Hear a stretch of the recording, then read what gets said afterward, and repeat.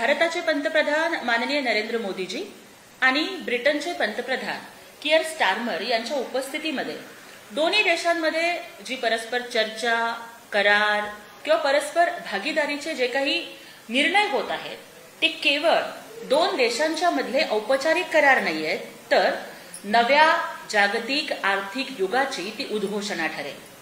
ब्रिटनसारख्या प्रगत देशाबरोबर भारताची ही नव्या दिशेने जाणारी मैत्री व्यापार, गुंतवणूक, तंत्रज्ञान आणि कौशल्य विनिमयाच्या क्षेत्रामध्ये नवा अध्याय लिहिणारी आहे। यामुळे महाराष्ट्रामध्ये आर्टिफिशियल इंटेलिजन्स, रोबोटिक्स अशा नवनवीन क्षेत्रांच्या मध्ये रोजगार निर्मिती होईल। आणि आज हा जो ऐतिहासिक दिवस आपण बघतोय की मुंबई ही केवळ भारताची आर्थिक राजधानी बनलेली नाहीये, तर ती भारताच्या आणि महाराष्ट्राच्या स्वप्नांची राजधानी बनलेली आहे।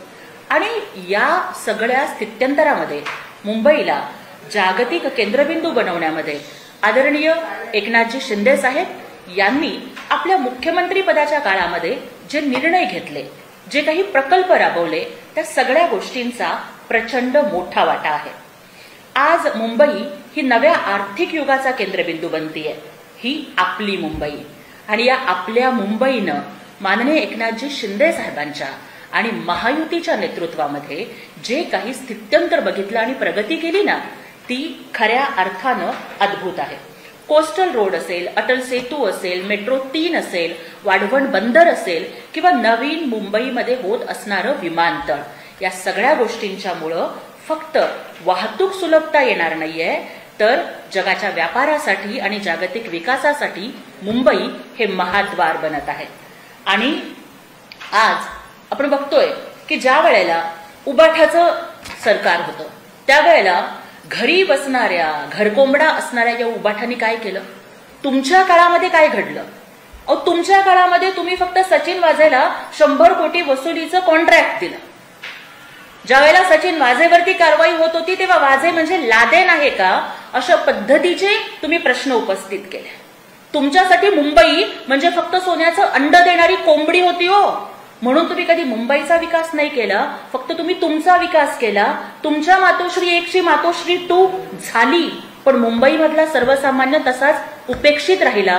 पण या मुंबईमधल्या बाहेर जाणाऱ्या, स्थलांतरित होणाऱ्या मराठी माणसाला नव्यानं मुंबईमध्ये वसवण्याचं काम, मुंबईतल्या लोकांना हक्काचं घर देण्याचं काम हे एकनाथजी शिंदे साहेब आणि महायुती देवेंद्रजी फडणवीस असतील, अजितदादा असतील यांच्या नेतृत्वाखाली करत आहे। तुम्ही फक्त स्वतःसाठी घरं बांधली, पण एकनाथजी शिंदे साहेब हे आमचे नेते आणि महायुतीचं शासन हे गोरगरिबांच्यासाठी, पोलिसांच्यासाठी, दलितांच्यासाठी घरं बांधत आहे।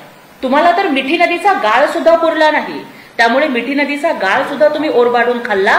पण ज्या लोकांनी मुंबईचं वाटोळं केलं ना, त्यांना मुंबईकर मिठी नदीच्या गाळातच बुडवून ठार मारणार आहे।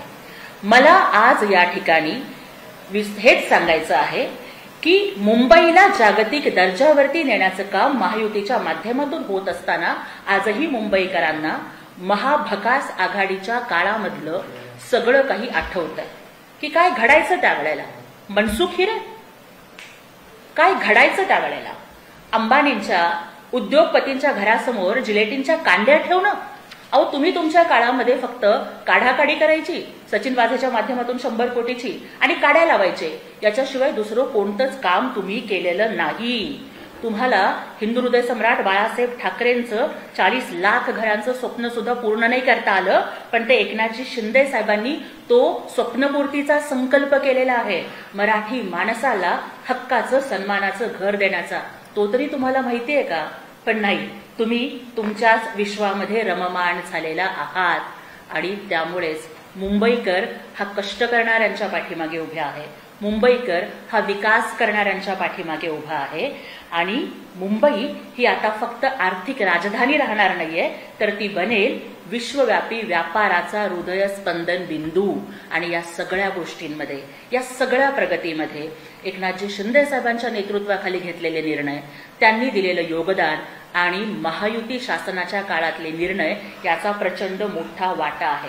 आज मुंबई केवळ विकासाचं केंद्र नाहीये, तर ती जगाच्या विकासाची ओळख बनत चाललेली आहे। आणि या परिवर्तनाच्या मागे आहे एकनाथजी शिंदे साहेब आणि महायुती शासनाचं दूरदर्शी नेतृत्व।